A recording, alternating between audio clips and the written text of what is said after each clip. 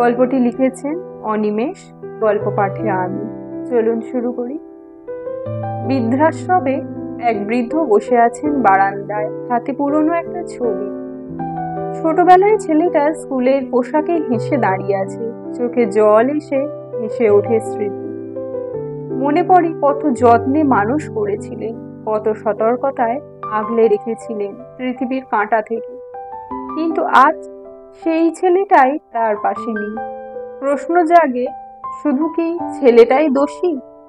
আমরা প্রায় বলি এই প্রজন্মের ছেলে মেয়েরা কত অকৃতজ্ঞ, মা বাবাকে বৃদ্ধাশ্রমে পাঠিয়ে নিশ্চিন্তে থাকে। কিন্তু কখনো ভেবেছেন তারা এমন হলো কিভাবে? একটা শিশু তো জন্ম থেকেই ভালোবাসা নিয়ে জন্মায়, সহানুভূতি নিয়ে। তারপর ধীরে ধীরে আমরা নিজেরাই তার সেই মানবিকতা মুছে ফেলি।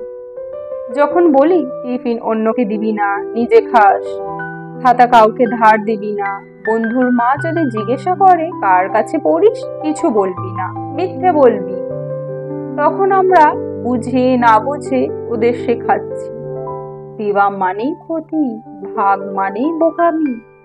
সন্তানের মঙ্গলের কথা ভেবেই এইসব বলা হয়, কিন্তু এর মধ্যেই ঢুকে যায় স্বার্থপরতার বীজ। ছোট থেকেই ওরা শেখে নিজেকে বাঁচাও, নিজেরটা আগে ভাবো। ফলাফল বড় হয়ে যখন দেখে মা বাবা অসুস্থ, নির্ভরশীল, তখন সেই শৈশবে শেখা কথাগুলোই মাথায় বাজে। নিজেকে আগে দেখো, আর তখনই শুরু হয় দূরত্ব, অজুহাত, আর শেষমেশ বৃদ্ধাশ্রম। তাহলে দোষটা কার? শুধু ছেলের নয়, দোষ আমাদের সমাজের, আমাদের মানসিকতার। আমরা সন্তানের কাছে মানুষ চাই না, চাই বুদ্ধিমান মেশিন। ভালো নাম্বার, চাকরি, বেতন, এই তিনটেই সফলতার মানদণ্ড বানিয়ে ফেলেছি।